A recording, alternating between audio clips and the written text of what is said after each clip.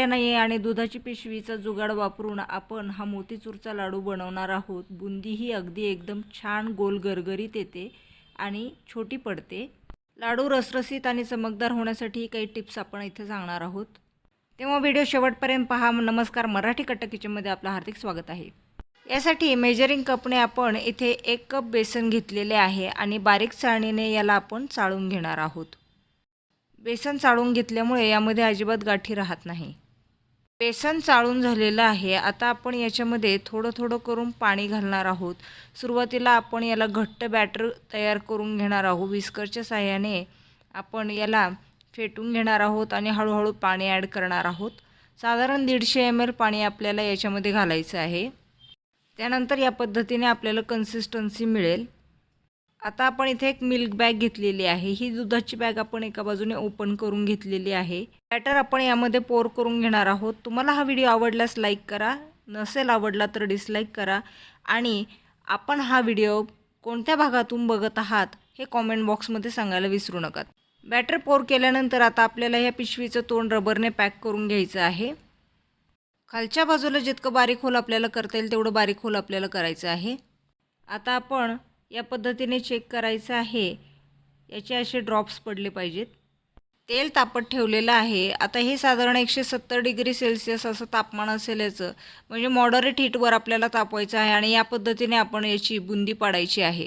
बघा कशी मस्त बुंदी पडते आहे। छोटे छोटे बॉल्स तयार होत आहेत आणि करायला देखील खूप मजा येत आहे।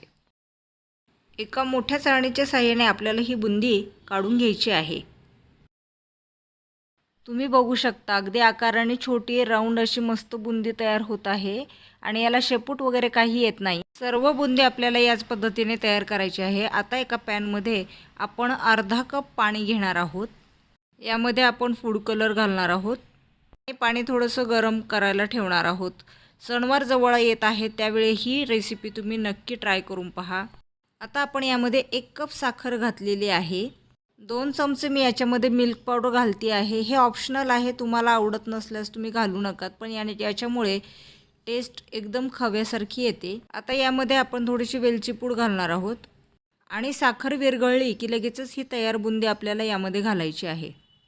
पाक आपल्याला खूप एकतारी किंवा घट्ट करायचा नाही आहे, कारण यामुळे बुंदीमध्ये पाक मुरायला अवघड जातो आणि आपली बुंदी ही रसरशीत तयार होणार नाही। मला जर वाटलं की तुमचा पाक घट्ट झालेला आहे तर अशा वेळी पोह्याचा 1 चमचा इतकं पाणी आपण याच्यामध्ये घालू शकतो, पण यापेक्षा जास्त पाणी याच्यामध्ये घालू नये। आणि आता तुम्ही पाहू शकता ऑलमोस्ट सगळा जो पाक आहे तो आपल्या बुंदीने सोक करून घेतलेला आहे। 15-20 मिनिट आपण याला झाकून ठेवणार आहोत। रूम टेम्परेचरला आल्यानंतर आता आपल्याला याच्यामध्ये 2 चमचे तूप घालायचं आहे। यामुळे आपल्या लाडूला चमक येईल आणि थोडंसं मगज बी आपण इथे घालणार आहोत। तुम्हाला लाडू जास्त चमकदार हवे असतील तर तुम्ही याच्यामध्ये 1 चमचा लिक्विड ग्लुकोज देखील घालू शकता, जे हलवायच्या दुकानात घातलं जातं। या पद्धतीने आपण सगळे लाडू वळून घेतलेले आहेत आणि चांदीचा वर्क लावून डेकोरेट केलेले आहेत आणि आपले मोतीचूरचे लाडू तयार आहेत। तेव्हा नक्की ट्राय करा आणि सबस्क्राईब करा मराठी कट्टा किचन।